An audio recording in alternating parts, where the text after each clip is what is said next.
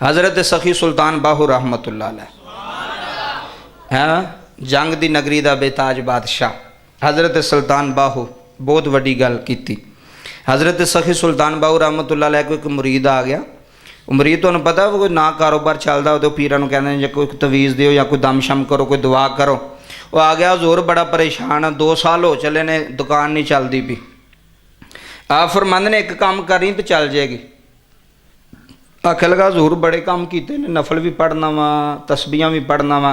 कई बंदे दुकान ते आके सूरत यासीन भी पढ़ते हैं कुरान भी पढ़ते हैं तो दुकान चलती है। मैं दसन लगा जी कारोबार चलाण दा नुस्खा देन लगा जे तुहानूं बहुत वड्डा। हज़रत सखी सुल्तान बाहू रहमतुल्लाह अलैह जुबान च जिहड़ा आंदा मेरा कारोबार नहीं चलता मेरा निज़ाम नहीं चलता दुकान नहीं चलती उहदे वास्ते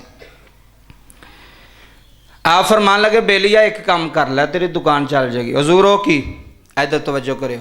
आप फरमान लगे पुत्र अपनी जुबान मिठी कर लै। आए की कर लै अपनी जुबान मिठी कर लै। ये नहीं आख्या भी चीनी खा के मिठी कर लै। तुहानूं दसन लगा भी जुबान मिठी करने का मतलब की है अपनी बोली ठीक कर अपना लहजा ठीक कर जिहदे नाल तू कारोबार पे करना। अगर तेरी बोली तेरा लहजा ठीक नहीं ना तू जिड्डा मर्जी भी चंगा काम देना। लोग आखदे तैनूं बोलण दी तमीज़ ही नहीं। लोग आखदे यार तैनूं गल करन दा तरीका ही नहीं यार तू की कारोबार करना। ऐ जिहड़ी दुकान ते एक बारी जाओ तुसीं आजमाया होना किसी दुकान ते टुर जाओ वो तुहानूं एक बारी कपड़ा विखावे तो दूसरी बारी तुहानूं आखिओ कोई नहीं हुण कपड़ा तू पता नहीं लैना भी कि नहीं लैना। गुस्सा चढ़दा कि नहीं चढ़दा। बंदा आंदा चलो निकलो ये दुकान तो सारी जिंदगी नहीं बढ़ना इनू बोलन का ही नहीं पता।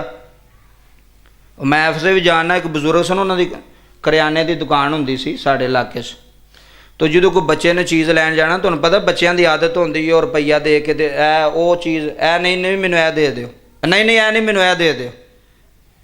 उन्होंने गुस्सा चढ़ जाना उन्हें डब्बा ही उन्होंने मूँह मार कढ़ना भी तुसीं की मैनू मेरे तमाशा लाया तो मैनू की तंग करदे पे।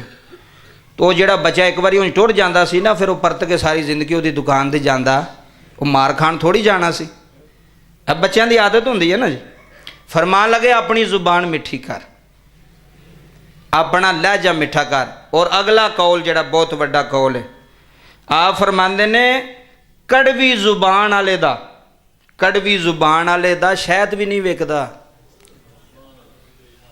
कदी तुसी इस लैन नूं समझो जिहड़ी मैं तुहानूं देन लगा। कड़वी जुबान वाले दा शहद भी नहीं विकदा ते फरमांदे ने मिठी जुबान वाले दियां मरचां भी विक जांदियां ने। बस इन्नी क गल जी अपने पल्ले बन लियो। कड़वी जुबान वाले दा शहद भी नहीं जे विकदा ते मिठी जुबान वाले दियां मरचां भी विक जांदियां ने। अल्लाह पाक इन्हां बातां ते सानूं सारिआं नूं अमल दी तौफीक अता फरमाए।